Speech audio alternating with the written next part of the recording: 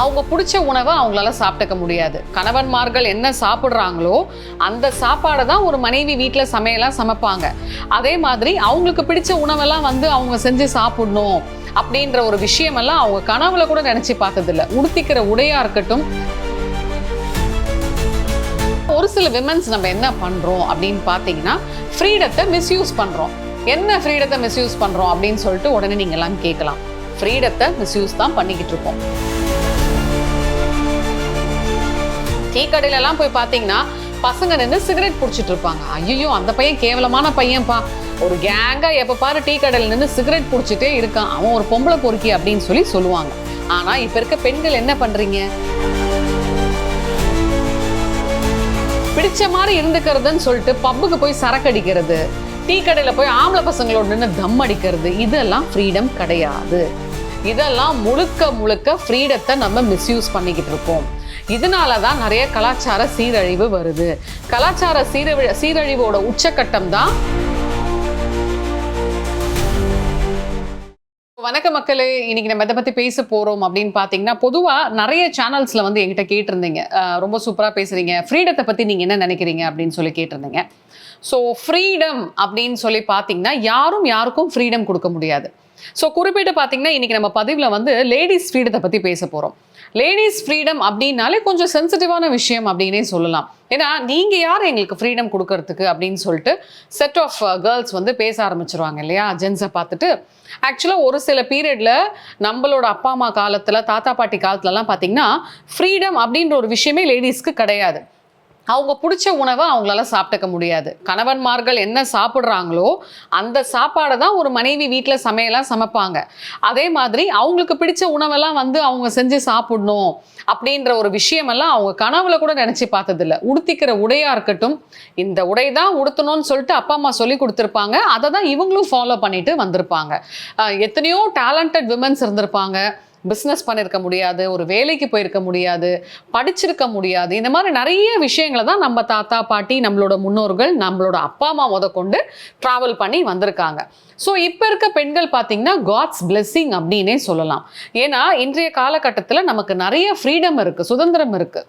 நம்ம என்ன சாப்பிடணும், நம்ம என்ன மாதிரி ட்ரெஸ் பண்ணிக்கணும், நம்ம எப்படி ஹேர் கலர் பண்ணிக்கணும், பார்லர் போகிறது, அதே மாதிரி என்ன படிக்கணும், என்ன மாதிரியான வேலைக்கு போகணும், நிறைய விஷயங்கள் நமக்கு நம்ம செல்ஃபாக சூஸ் பண்ணிக்கிறதுக்கு நமக்கு இப்போ ஒரு பெரிய விஷயமே ஓப்பன் ஆயிருக்கு அப்படின்னு சொல்லலாம்.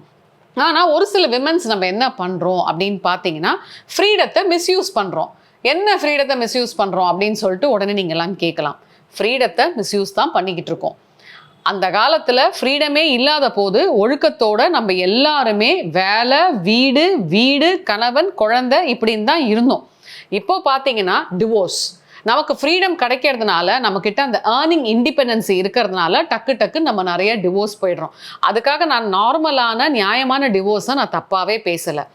எனக்கு பிடிச்ச மாதிரி மாப்பிள்ளை இல்லை, மாப்பிள்ளை 2 லட்சம் ரூபாய் சம்பாதிக்கல, மாப்பிள்ளைக்கு சொந்த வீடு இல்லை, என்ன அவன் சமைக்க சொல்கிறான், என்ன காலைல எழுந்துக்க சொல்கிறான், இப்படின்லாம் சொல்லிட்டு டிவோர்ஸ் பண்ணுற பெண்களை மட்டும்தான் நான் டார்கெட் பண்ணி சொல்கிறேன். Not for the normal reason. So இது ரொம்ப தவறான விஷயம். ஒரு பீரியட்லலாம் பார்த்தீங்கன்னா, ஏன் இப்போ கூட ஒரு 10-15 வருஷத்துக்கு முன்னாடி கூட பார்த்தீங்கன்னா, தெருமுனையில் கேங்காக ஒரு 4-5 பசங்க நின்று பேசினா, பாடுறா பொறுக்கி பையன் அட்டி விடுறான் அப்படின்னு சொல்லுவாங்க. டீ கடையிலலாம் போய் பார்த்தீங்கன்னா பசங்க நின்று சிகரெட் பிடிச்சிட்டு இருப்பாங்க. ஐயோ, அந்த பையன் கேவலமான பையன்பா, ஒரு கேங்காக எப்போ பாரு டீ கடையில் நின்று சிகரெட் பிடிச்சிட்டே இருக்கான், அவன் ஒரு பொம்பளை பொறுக்கி அப்படின்னு சொல்லுவாங்க. ஆனால் இப்போ இருக்க பெண்கள் என்ன பண்ணுறீங்க? முக்காவாசி பெண்கள் டீ கடை வாசல்ல நின்று நல்லா தம் அடிக்கிறீங்க. அப்போ உங்களுக்கு என்ன பேருன்னு தெரிஞ்சுக்கலாமா?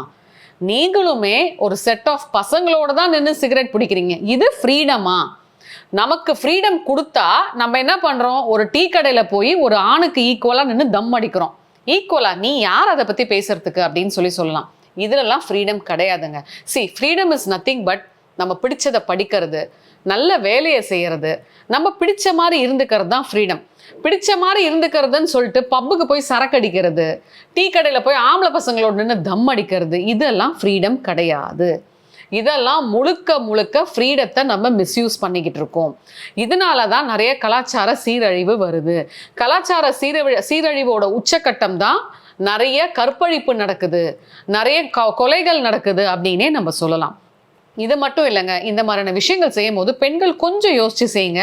பெண்கள் அப்படின்னாலே இன்னமும் எவ்வளோ விஷயங்கள் மாறி இருந்தாலும் கையெடுத்து கும்பிடுறாங்க. நமக்குன்னு சொசைட்டில ஒரு தனி மதிப்பு மரியாதை இருக்கு இல்லையா? ஸோ நம்ம போய் பப்பில் போய் சரக்கு அடிக்கிறதுனால, டீ கடையில் நின்று சிகரெட் பிடிக்கிறதுனால, இதெல்லாம் பண்ணுறதுனால நம்மளோட சுய மரியாதை, அதாவது செல்ஃப் ரெஸ்பெக்டை வந்து ரொம்ப கேவலமாக ஆக்கிக்கிறோம். தயவு செஞ்சு இந்த மாதிரியான விஷயங்களுக்கெல்லாம் ஃபோக்கஸ் பண்ணுறதை விட்டுட்டு நிறைய நல்ல விஷயத்தை நோக்கி ஃபோக்கஸ் பண்ணுங்க. ஏன்னா நம்ம வந்து வரப்போற ஜென்ரேஷனுக்கு ஒரு ராங் எக்ஸாம்பிளா செட் பண்ணிட்டு இருக்கோம். அது மட்டும் இல்லைங்க, இன்னைக்கு நம்ம பண்றது நம்மளோட சன்னதியும் பாதிக்கும். So think before you two.